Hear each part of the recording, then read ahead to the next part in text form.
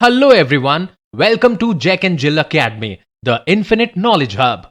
Please watch the video till the end. Also like and share it if you find it useful. Kindly subscribe to our YouTube channel and press the bell icon for latest updates. Hello students, कैसे हैं आप सब लोग। मैं चंदन सोलंकी आप सबका स्वागत करता हूं। आज हम 10th क्लास का चैप्टर नंबर 1 शुरू करने जा रहे हैं।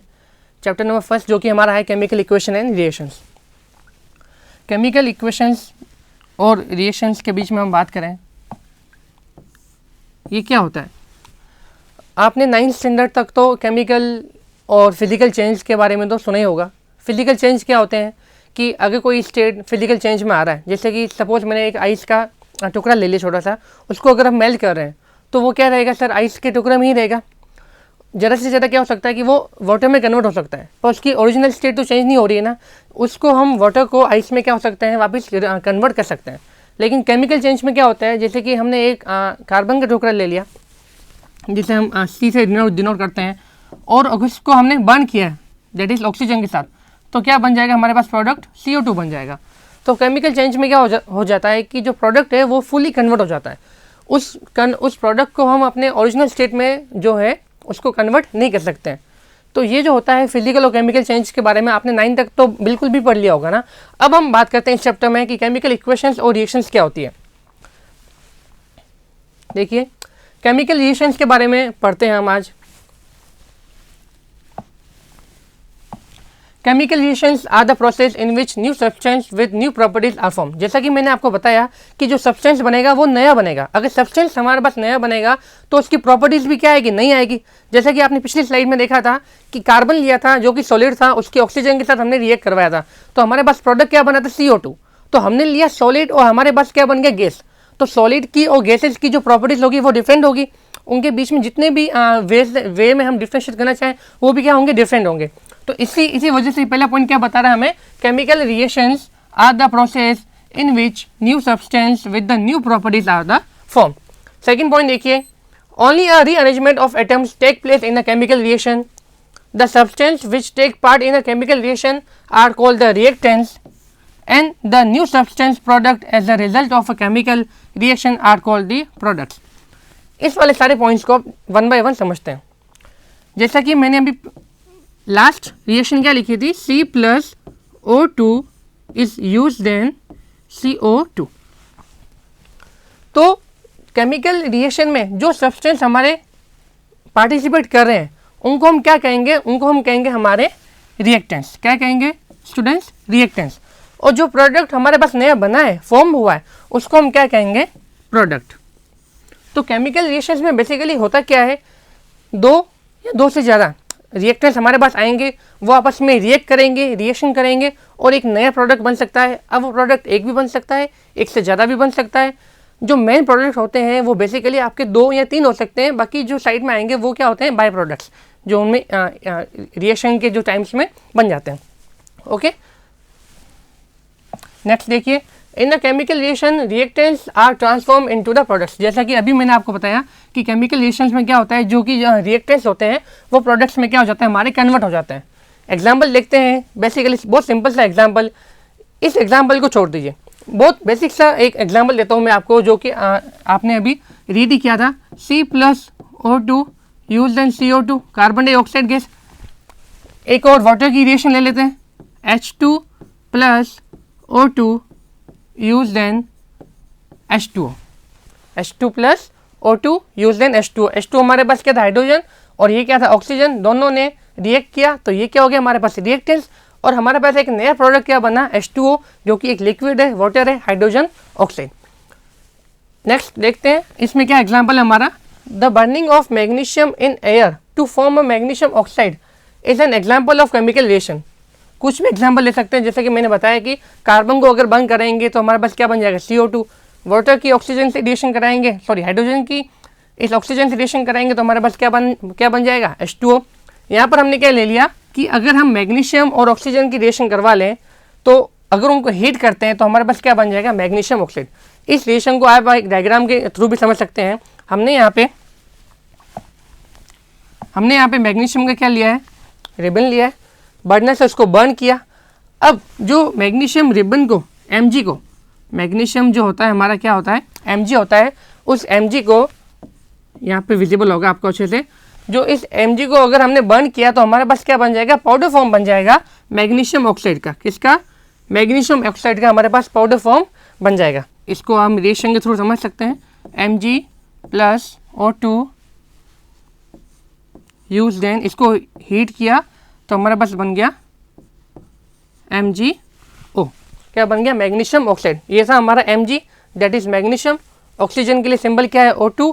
जहाँ भी हीट वर्ड यूज होता है तो हीट वर्ड के लिए हम इस सिंबल को यूज ले सकते हैं, डेल्टा। इस सिंबल को आपको मैथ्स में बिल्कुल भी अच्छे से देखा होगा, तो इस डेल्टा को हम यहाँ पे एज अ हीट यूज लेते हैं साइंस में। तो हमारे पास क्या बन गया? Magnesium oxide. अभी रिएक्शन क्या है? बैलेंस नहीं है। बैलेंस वाला जो पार्ट हम अभी नेक्स्ट स्लाइड में देख रहे हैं, लेकिन मैं अभी इस रिएक्शन को थोड़ा बैलेंस फॉर्म में लिख लेता हूँ। यहाँ पे 2 आएगा, दैट इज यहाँ पे भी 2 आएगा। अब ये रिएक्शन हमारे बैलेंस हो चुकी है। देखिए कि Mg भी 2 है, Mg के एटम भी 2 है, ऑक्सीजन के भी एटम 2 है, और यहाँ पर ऑक्सीजन के भी एलिमेंट के जो एटम है वो हमारे पास क्या हो गए? 2। तो ये रिएक्शन अभी हमारी क्या हो गई? बैलेंस हो गई। बैलेंस रिएक्शन, अनबैलेंस रिएक्शंस क्या होती है, सारे टॉपिक्स को हम 1 बाय 1 देखते हैं। अभी तक हमने केमिकल रिएक्शंस को अच्छे से देखा। केमिकल रिएक्शंस में कुछ नहीं है, अगर मैं फटाफट से भी ओवरव्यू अगर आपको दूं तो क्या था कि रिएक्टेंट्स आते हैं, वो प्रोडक्ट्स बना देते हैं। रिएक्टेंट्स की प्रॉपर्टीज डिफरेंट होती है, जो प्रोडक्ट्स बनता है उनकी भी प्रॉपर्टीज क्या हो जाएगी? डिफरेंस होगी। क्यों होगी? क्योंकि पूरा केमिकल चेंज हो रहा है, जो एक नया सब्सटेंस हमें मिलने को देख रहा है। जैसा कि आप इस डायग्राम में भी देख सकते हैं कि Mg था, Mg क्या था हमारे पास? एक सॉलिड था, और MgO बन गया, जो कि एक वाइट पाउडर के फॉर्म में बन गया। नेक्स्ट स्लाइड पाते हैं, characteristics of chemical reactions. Characteristics of chemical reactions के बारे में देखते हैं। The conversion of reactants into product in a chemical reaction is often accompanied by some features which can be easily observed। अब chemical reactions की कुछ क्या होती है? कैरेक्टरिस्टिक्स होती है, जो कि हम इजीली ऑब्जर्व कर सकते हैं। क्या होता है? Evolution of a gas, second point formation of a precipitate, third point change in colour, fourth point change in temperature, 5 point change in state. पांचों पॉइंट को हमने 1 बाय 1 अभी रिएक्शंस में देखा ही था। वो रिएक्शंस कौन सी थी? देखिए, C+O2 use then CO2, H2 plus O2 use then H2O, Mg plus O2 use then MgO। Balance करने के लिए यहाँ 2 आएगा और यहाँ भी 2 यहाँ पर देखिए आप, यहाँ पर 2 लगेगा और यहाँ पे भी क्या आ जाएगा? बैलेंस करने के लिए 2 आ जाएगा। कार्बन क्या था? सॉलिड, लेकिन जो CO2 मिला वो हमारे पास क्या था? गैस। CO2 जो हमारे पास मिला वो कैसा था? गैस। ये क्या था हमारे पास? सॉलिड। ऐसे ही आप देख लीजिए, H2 भी एक गैस है, हाइड्रोजन भी हमारे पास एक गैस होती है, लेकिन जो H2O मिला वो क्या मिल गया हमारे पास? लिक्विड। Mg सॉलिड ले लिया, O2 G है हमारा गैस, एंड MgO क्या बन जाएगा हमारे पास? अगेन एक पाउडर फॉर्म में आ गया था। अब देखिए, evolution of a gas, formation of precipitate, change in colour, change in temperature, change in state.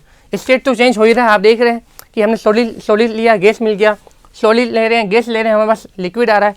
तो इस पॉइंट को तो हमने इजीली देख लिया कि भाई चेंज इन स्टेट तो आ रहा है। चेंज इन टेम्परेचर क्या होता है कि जैसे कि बेसिकली रिएक्शंस के हम टाइप पढ़ेंगे ना, तो उसमें आप देखेंगे कि एंडोथर्मिक, एक्सोथर्मिक सारी रिएक्शंस आती है। तो वहाँ पे क्या होता है कि टेम्परेचर भी चेंज होता है, कि किसी रिएक्शन में हमें टेम्परेचर की ज़्यादा रिक्वायरमेंट होती है, तो उस कंडीशन में हम क्या करते हैं कि सिस्टम से, जो हमारा सिस्टम होता है, वहाँ से हम टेम्परेचर को किसी में एब्जॉर्ब करते हैं, और किसी रिएक्शन में क्या हो जाता है कि वो हीट क्या हो जाती है? लिबरेट हो जाती है। तो वहाँ पर वो हीट या तो कम हो जाएगी या तो वो हीट ज़्यादा हो जाएगी, वो तो उस हिसाब से हमारा चेंज इन टेम्परेचर भी आ जाएगा। चेंज इन कलर, ये भी जैसे जैसे हम अपनी बुक्स में गो थ्रू होते जाएंगे, डीपली पढ़ते जाएंगे, तो हमें इजीली पता चल जाएगा कि भाई चेंज इन कलर भी हो जाता है। जैसे अगर हमने जिंक सल्फेट के विलयन में कॉपर को रिएक्ट करवा दिया तो हमारे पास कॉपर सल्फेट का जो सॉल्यूशन मिल जाएगा। अब जो कॉपर सल्फेट का जो सॉल्यूशन होता है वो क्या होता है? ब्लू, जबकि जिंक सल्फेट जो था वो हमारे पास क्या था? एकदम वाइट। तो वो चेंज इन कलर का भी क्या हुआ? वहाँ पे एग्जाम्पल हुआ। फॉर्मेशन ऑफ प्रेसिपिटेट, जिसे हम शॉर्ट में केमिस्ट्री में कैसे लिखते हैं? PPT। ये जो हमने चैप्टर नंबर 1 स्टार्ट किया है, केमिकल रिएक्शन एंड इक्वेशन, ये हमारा केमिस्ट्री का ही पार्ट है। है ना। जैसे आप हाई स्टडीज़ में जाएंगे, लैब में प्रैक्टिकल करेंगे, तो वहाँ पर आपको ये वर्ड सुनने को कॉमन सा मिलेगा, पीपीटी, दैट इज़ उसकी फुल फॉर्म क्या होती है, प्रेसिपिटेट।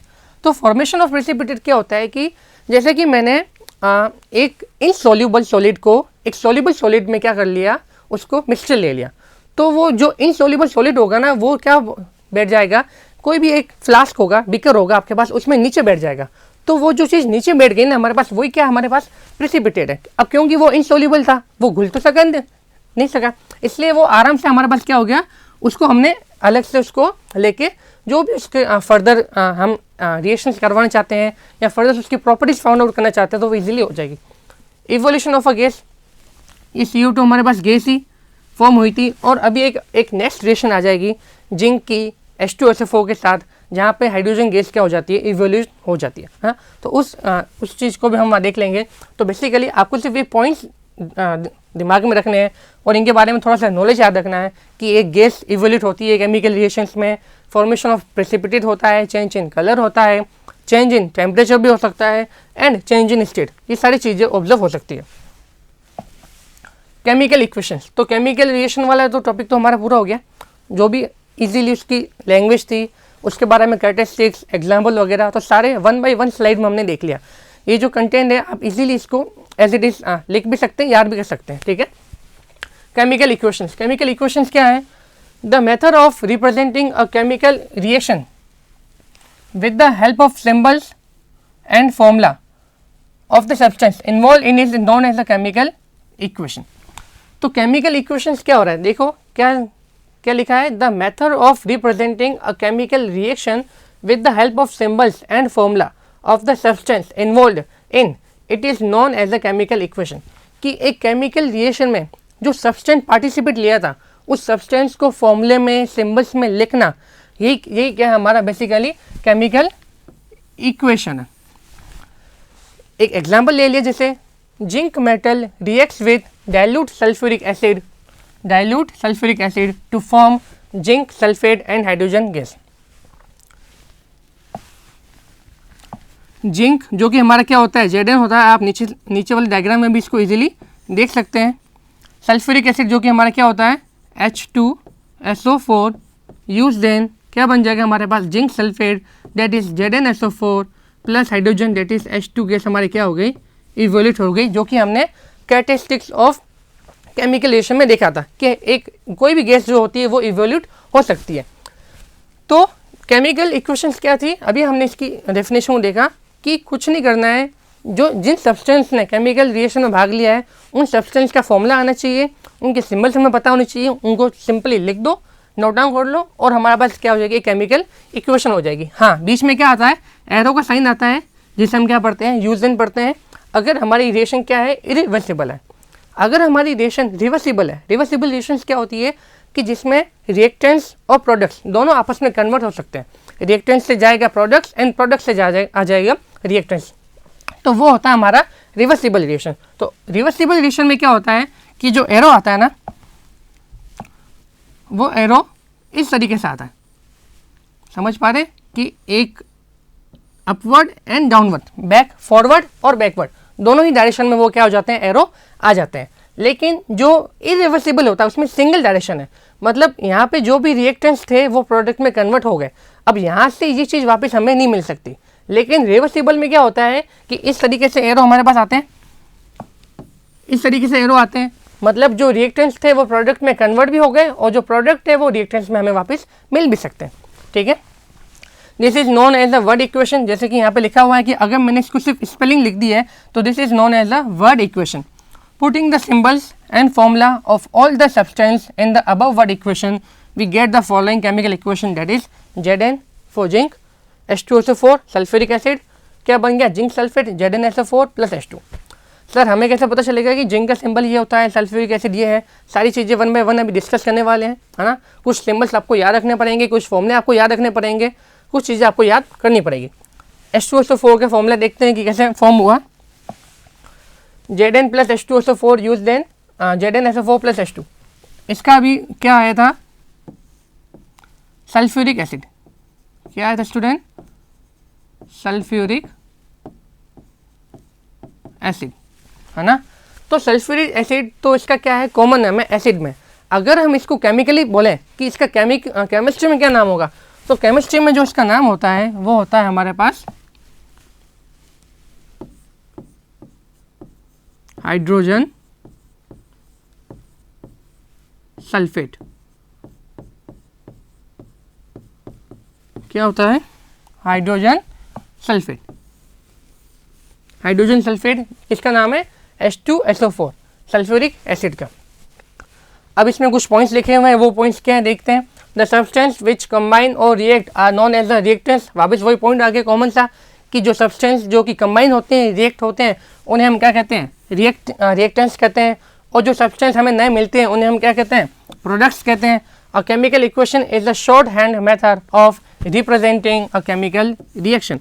जो केमिकल इक्वेशन होता है वो क्या है, एक तरह से शॉर्ट हैंड मेथड है of representing a chemical reaction, कि जो केमिकल रिएक्शन आ रही है ना, जो हो रही है, हम देखते हैं कि बड़े बड़े इंडस्ट्रीज में कुछ रिएक्शन होती रहती है, कुछ अलग अलग फॉर्मेशन बनते रहते हैं।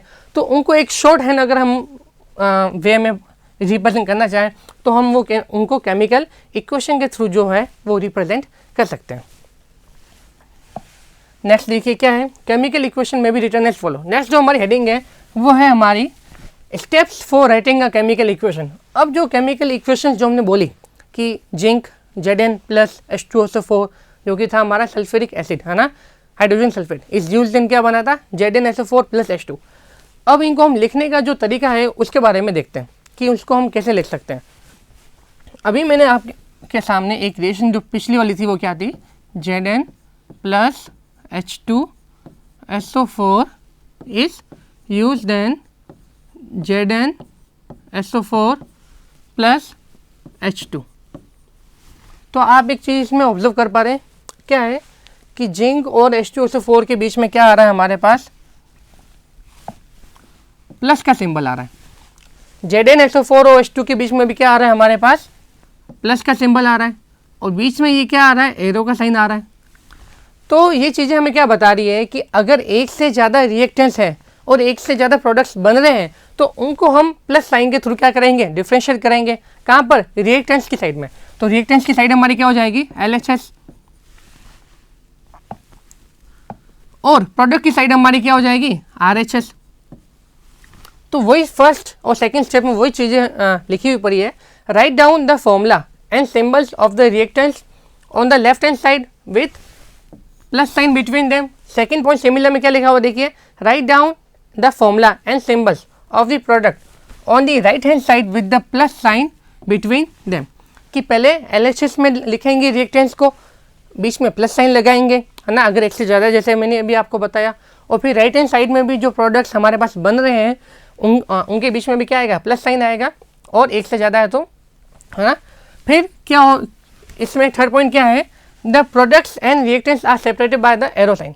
जो कि देख सकते हैं कि अगर इस रिएक्टेंट्स को और प्रोडक्ट को अगर मैं सेपरेट करना चाहूँ तो वो किसके थ्रू कर सकता हूँ, मैं एरो साइन के कर सकते हैं। फोर्थ पॉइंट क्या लिखा हुआ है, the informative about temperature, pressure and the catalyst etcetera is provided above the arrow sign. T degree Celsius, P ATM pressure के लिए यूनिट जो होता है, और कैटेलिस्ट। बेसिकली टेम्परेचर और प्रेशर के बारे में तो इंटू देने की आपको जरूरत नहीं है। कैटेलिस्ट क्या होते हैं, कैटेलिस्ट भी अभी नेक्स्ट चैप्टर में इसको इजीली इसको रीड करेंगे। एक ब्रीफ इंट्रो ले लीजिए। कैटेलिस्ट वो होते हैं जो रिएक्शन में पार्टिसिपेट तो नहीं करते लेकिन उसकी चेंज ऑफ रेट को या तो स्लो कर देंगे या उसको फास्ट कर देंगे। बात आ रही है समझ में। कैटेलिस्ट खुद तो पार्टिसिपेट नहीं करते हैं रिएक्शन में, है ना, एक पहरेदार की तरह होते हैं। अगर उनका पहरा रहेगा तो वो रिएक्शन या तो जल्दी जल्दी हो जाएगी, फास्ट हो जाएगी, या फिर वो रिएक्शन क्या होगी, स्लो होगी। जैसा वो कैटेलिस्ट होगा, पॉजिटिव होगा तो रेट को इंक्रीज कर देगा, नेगेटिव होगा कैटेलिस्ट तो हमारी जो रेट ऑफ रिएक्शन है उसको क्या कर देगा, स्टूडेंट्स डिक्रीज कर लेगा। तो ये 4 पॉइंट आपको अच्छे से समझ में आए। नेक्स्ट फिफ्थ पॉइंट देखते हैं क्या है, the physical state of reactants and product. The physical state of reactants and product is represented by the symbol S for solid, L for liquid and G for gas and AQ for the solution in the water। भाई हमने reactions तो लिख ली, symbol लिख लिए, reaction हो भी गई, arrow sign भी लगा लिया ना, और फिर उसके ऊपर टेम्परेचर, प्रेशर, जो कैटेलिस्ट, जो भी चीज़ें आ रही थी उसको हमने यहाँ पे मेंशन भी कर दिया। अब क्या हो रहा है कि जो रिएक्टेंट्स और जो प्रोडक्ट्स फॉर्म हुए हैं उनकी स्टेट भी हमें बताना पड़ेगा कि वो सॉलिड है, लिक्विड है, गैस है या फिर AQ है। ये AQ वर्ड को आपने 9th में भी सुना होगा, 10th में भी सुन लीजिए। AQ क्या होता है? Aqueous solution. मतलब किसी भी अगर हम केमिकल का ले रहे हैं तो उसका वाटर में सॉल्यूशन जो होता है। अभी ये रिएक्शन देखिए, मेरे पास क्या लिखी हुई है, CaO plus H2O use then CaOH का होल ट्वाइस प्लस हीट। देखते हैं इस रिएक्शन को। CaO ये क्या है हमारे पास? कैल्शियम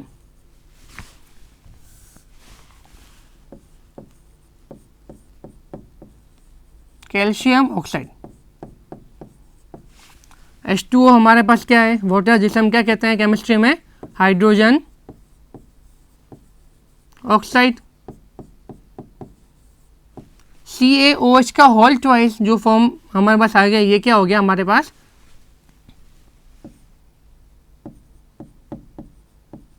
कैल्शियम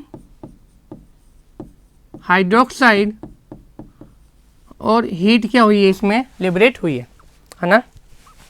तो CaO हमारे पास क्या था? सॉलिड था, उसको हमने स्टेट को मेंशन कर दिया, कैल्शियम ऑक्साइड। H2O हमारे पास क्या था? Liquid, hydrogen oxide. CaOH का होल ट्वाइस हमारे पास क्या था? Calcium hydroxide. और हमारे पास हीट क्या हो गई? लिबरेट हो गई। इस फॉर्मूले को आप देख सकते हैं, ये जो फॉर्मूला है इस तरीके से लिखा हुआ है, CaOH ब्रैकेट क्लोज है, और ये जो 2 है ना इसके नीचे है सबस्क्रिप्ट में, तो इसको क्या पढ़ते हैं? CaOH का होल ट्वाइस। अगर 2 है तो 3 होगा तो CaOH का होल थ्राइस। ऐसे फॉर्मूला बनेगा नहीं, फॉर्मूला बनता है हमारा थ्राइस में AlOH का होल थ्राइस, ये फॉर्मूला। तो इसको हम बेसिकली ऐसे रीड करते हैं ना। कैसे रीड करते हैं? CaOH का होल ट्वाइस, कैल्शियम हाइड्रोक्साइड, ऊपर लिखा हुआ है हमारे पास एल्यूमिनियम हाइड्रोक्साइड, AlOH का होल थ्राइस। ठीक है, बात समझ में आ रही है? नेक्स्ट पॉइंट देखते हैं कि heat evolved in the exothermic reaction is written along the product side with plus sign, and the heat absorbed in the endothermic reactions is written along product side with the negative sign। तो 2 term हमारे पास new आ गई है। एक तो आया है exothermic reaction, एक आया है हमारे पास एंडोथर्मिक रिएक्शन। एक्सोथर्मिक में देखो, जैसा कि एक्सोथर्मिक रिएक्शंस में क्या होता है? एक्सोथर्मिक, इसको दो पार्ट में मैं ब्रेक कर दूं, एक्सो प्लस थर्मिक। तो एक्सो का मतलब तो क्या होता है? आउट। एक्सो का मतलब क्या होता है स्टूडेंट? आउट।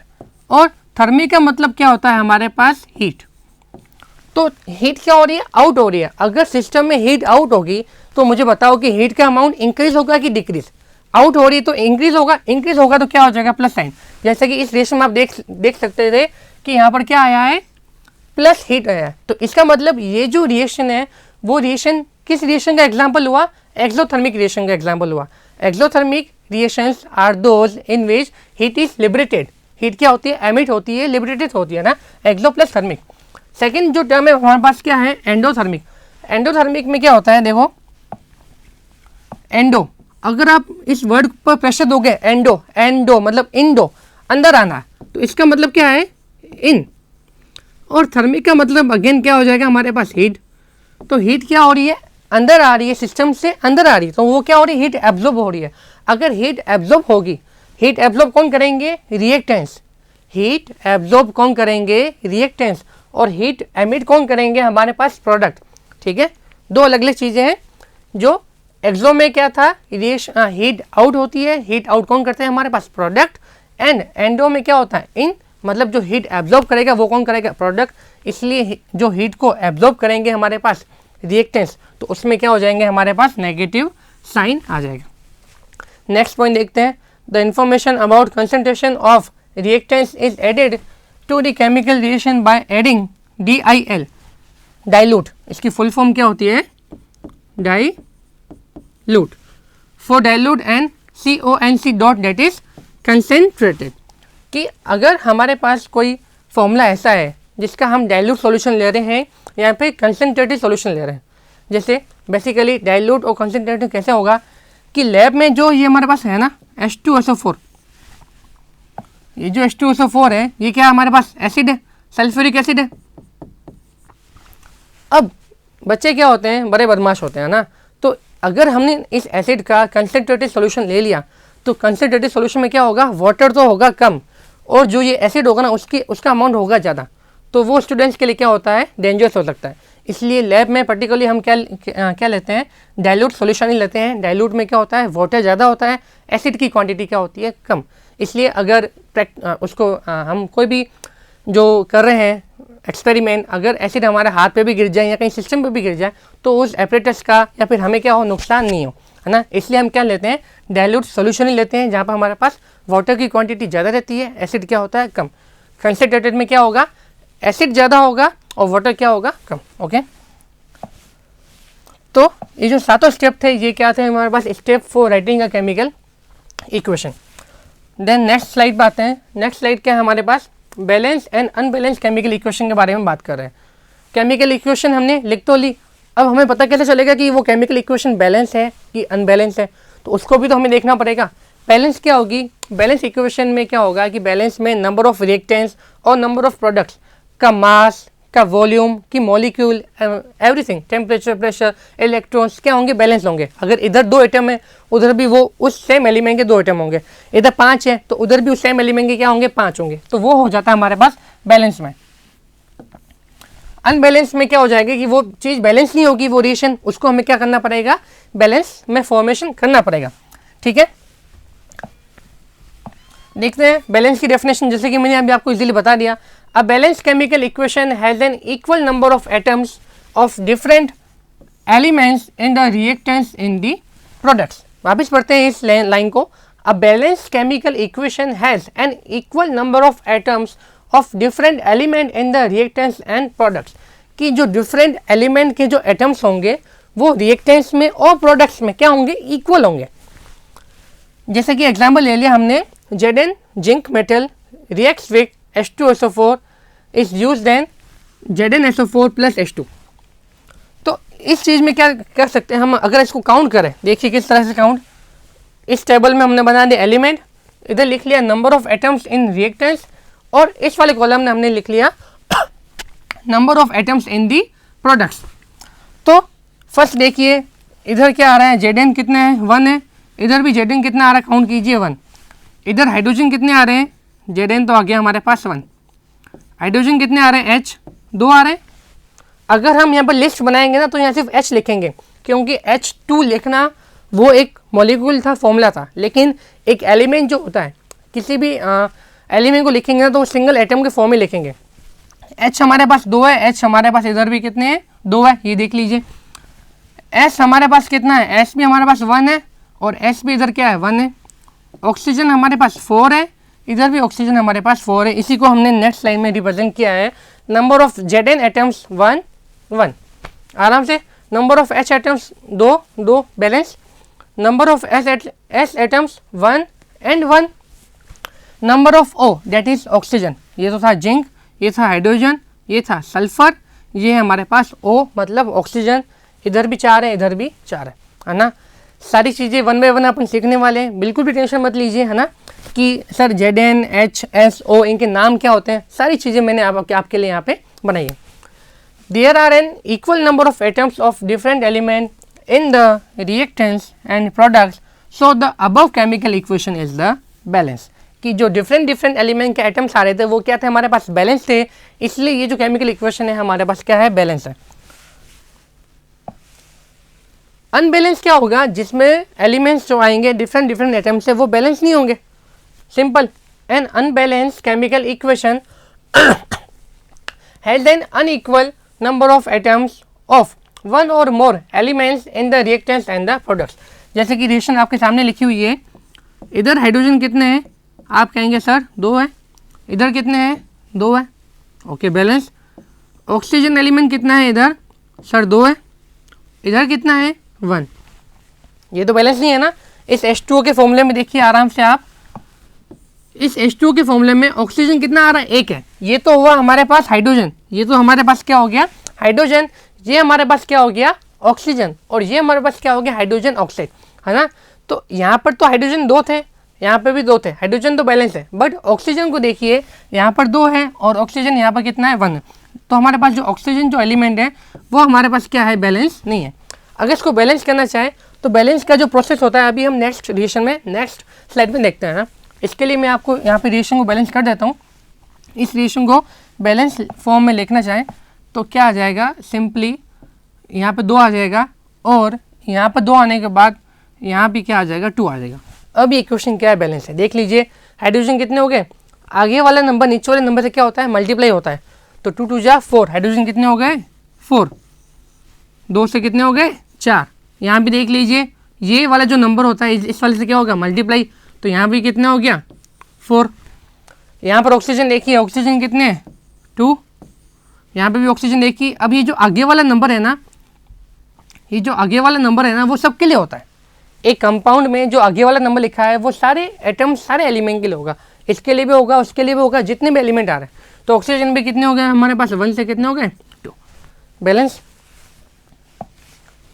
ये जो लिस्ट की बात कर रहा था कि ये जो लिस्ट है ना आपके लिए कि एच का क्या नाम है, एच का क्या नाम है, ये जो चार्ट है वो आपके लिए बहुत ही इंपॉर्टेंट है ना। देख लीजिए hydrogen, helium, lithium, beryllium, boron, यहाँ पर आराम से देखिए, carbon, nitrogen, oxygen, fluorine, neon, sodium, magnesium, aluminium, silicon, phosphorus, sulphur, chlorine, argon, कहाँ तक पहुँच गए, यहाँ तक 18 तक, potassium, calcium, scandium, titanium, vanadium, chromium, manganese, iron, cobalt, nickel, copper और जिंक, है ना।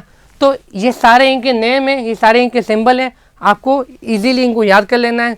2 2 3 3 टुकड़ों में इसको बांट दीजिए, रोजाना 3 3 3 3 4 को वर्ड को अच्छे से याद कीजिए, आपको इजीली क्या हो जाएंगे, याद हो जाएंगे, है ना।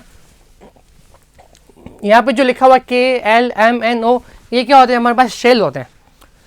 इन एलिमेंट्स में जितने नंबर ऑफ इलेक्ट्रॉन्स आते हैं वो शेल में क्या होते हैं, फिल होते हैं ना। ये हम जो एटम्स वाला चैप्टर होगा उसमें इजीली देखेंगे ना कि ये जो 1s1 1s2 ये जो लिखा हुआ है ये जो है ये हायर क्लास की स्टडी है, SPDF। ये अगर हम 11th में केमिस्ट्री लेंगे तो SPDF के बारे में जानेंगे कि SPDF क्या होता है। हमारे पास 4 ब्लॉक भी होते हैं, अगर आपने पीरियोडिक टेबल में देखा होगा ना, S block, P block, D block, F block, तो वो है SPDF, वो भी होते हैं, लेकिन SPDF शेल के फॉर्म में भी होते हैं ना। तो ये KLMN हमारे पास शेल है ना, इसमें इलेक्ट्रॉन को फिल करने का क्या है, तरीका है। ये सारी चीज़ें हमारे काम की नहीं है। हमारे काम की चीज़ क्या है, सिर्फ यहाँ तक हमें अभी के लिए हमें क्या पता होना चाहिए कि ये 30 एलिमेंट के नाम याद होने चाहिए और इनके सिंबल, कि बोरोन का क्या होता है B, बेरिलियम का क्या होता है Be, आर्गन का क्या होता है Ar, कॉपर का Cu, कोबाल्ट का Co, निकल का Ni। ये सारे सिंबल हमें याद होने चाहिए ना। Process of balancing a chemical equation. अब इसको बैलेंस करने का क्या तरीका है, 3 स्टेप होते हैं बेसिकली। हाइड्रोजन और ऑक्सीजन को छोड़कर जो मेन एलिमेंट है सबसे पहले उसको बैलेंस कर दो। दूसरे वर्ड में मैं बोलना चाहूँ कि हाइड्रोजन और ऑक्सीजन को छोड़कर जो एलिमेंट ज़्यादा क्वांटिटी में आ रहा है उसको क्या कर लो, आप बैलेंस कर लो। फिर सेकंड आप हाइड्रोजन को बैलेंस कर लो और तीसरा स्टेप जो होता है आप ऑक्सीजन को बैलेंस कर लो। हाइड्रोजन ऑक्सीजन वाला स्टेप आप आगे पीछे ले सकते हैं, लेकिन जो फर्स्ट स्टेप है उसको पहले देखिए, ठीक है। Equation can be balanced by increasing और decreasing the number of molecules of both side. Hit and trial is use to balance the chemical equation. क्या हो रहा है कि हिट एंड ट्रायल मेथड को हम यूज में ले रहे हैं। एक सिंपल सी इक्वेशन मैंने आपके सामने लिखी है, C3H8, इसका नाम क्या है, इसका नाम है propane, O2 oxygen, CO2 carbon dioxide and H2 हमारे पास क्या हो गया, वाटर। Okay, C3H8। अब आप देखिए यहाँ पे कार्बन कितने हैं, कार्बन कहेंगे कार्बन, हाइड्रोजन और ऑक्सीजन। सबसे पहले मैंने एलिमेंट के नाम लिख लिए, यही है। एक तो आपको कार्बन दिख रहा है, एक H दिख रहा है, एक O दिख रहा है। C, H और O, इन एलिमेंट के अलावा कोई तीसरा कोई चौथा एलिमेंट दिख रहा है क्या, बिल्कुल नहीं। कार्बन कितने हैं देखिए, कार्बन इधर है 3 और इधर कितना है कार्बन 1। H कितने हैं देखिए 8 है, LHS में रिएक्टेंस में कितने 8। यहाँ पर देखिए H कितना है, H हमारे पास है 2। ऑक्सीजन कितने यहाँ पर, ऑक्सीजन है हमारे पास 2 और यहाँ पे ऑक्सीजन कितने हैं। सर इस वाले ऑक्सीजन को देखें कि इस वाले को देखें, दोनों को देखना है, दोनों को काउंट करना है, प्लस करना है। यहाँ पर है 2, वहाँ पर है 1, तो यहाँ पर कितने हो गए हमारे पास 3, है ना। तो कुछ भी बैलेंस नहीं है, ये 3 है, वो 1 है कार्बन, इधर हाइड्रोजन 8 है, उधर हाइड्रोजन हमारे पास 2 है, इधर ऑक्सीजन हमारे पास 2 है, उधर ऑक्सीजन हमारे पास 3 है। तो सबसे पहले अभी मैंने क्या बताया आपको कि हाइड्रोजन एंड ऑक्सीजन को भूल जाओ, उसके अलावा जो मेन एलिमेंट है जो ज़्यादा नंबर ऑफ क्वांटिटी में है उसको क्या करो, बैलेंस करो। तो हाइड्रोजन और ऑक्सीजन को अगर छोड़ दूं तो हमारे पास एक एलिमेंट बच जाता है, वो है एलिमेंट हमारा कार्बन। ये कार्बन यहाँ पर कितने हैं, यहाँ पर तो है 3 और यहाँ पर तो क्या है 1। तो इसको बैलेंस कैसे करेंगे आप मुझे बताइए कि जो कम अमाउंट होगा उसको ज़्यादा बनाएंगे, ज़्यादा को तो कम कर नहीं सकते ना, तो कम को ज़्यादा बनाना इजीली है, मल्टीप्लाई कर लेंगे। तो इस 1 को मैं 3 से अगर मल्टीप्लाई कर देता हूँ तो क्या बन जाएगा 3। अब ध्यान देना, आपने 1 को 3 से मल्टीप्लाई किया है, मतलब आप कार्बन को करना चाह रहे हैं। तो कार्बन को करना चाह रहे हैं तो जो 3 होगा ना वो इसके नीचे नहीं आएगा, इसके आगे आएगा, इसके आगे आ जाएगा। तो जब इसके आगे आ जाएगा वो 3 कहाँ लग जाएगा, यहाँ पे लग जाएगा। 3 कहाँ लग जाएगा, यहाँ पे लग जाएगा। मैं अभी आपको ये नेक्स्ट स्लाइड में दिखाता भी हूँ, अच्छे से वेट कीजिए। तो ये जो 3 आगे लगेगा ना, अब देखिए ये 3 और 3 क्या हो चुका है, बैलेंस। देखिए C3H8 plus O2 is use then 3CO2 plus H2O हो गया। अब अगेन देखिए यहाँ पर क्या है, carbon, hydrogen and oxygen. Carbon देखिए नंबर काउंट कीजिए 3 है, LHS में, रिएक्टेंस में, RHS में भी देखिए कितने हो गए 3, बैलेंस। हाइड्रोजन कितने हैं, आप कहेंगे सर 8 है, ऑक्सीजन सर 2 है। यहाँ पे हाइड्रोजन कितने, हाइड्रोजन सर हमारे पास 2 है, ऑक्सीजन कितने हैं अब बताओ। तो जैसा कि मैंने अभी आपको बताया था कि जो नंबर आगे लिखा जाता है ना कंपाउंड में, वो सब के लिए होता है। अब ये जो 3 है ना, ये कार्बन के लिए भी है और ये 3 ऑक्सीजन के लिए भी है, लेकिन ऑक्सीजन के नीचे 2 भी है। तो नीचे वाले नंबर आगे वाले नंबर से क्या होता है, मल्टीप्लाई। क्या होता है स्टूडेंट्स, मल्टीप्लाई। तो 3 को अगर मैं 2 से मल्टीप्लाई करूँगा तो कितना हो गया, 3 2 जा 6।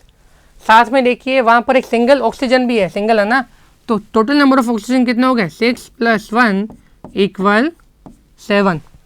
तो ऑक्सीजन हमारे पास कितने बन गए, अब 7 बन गए।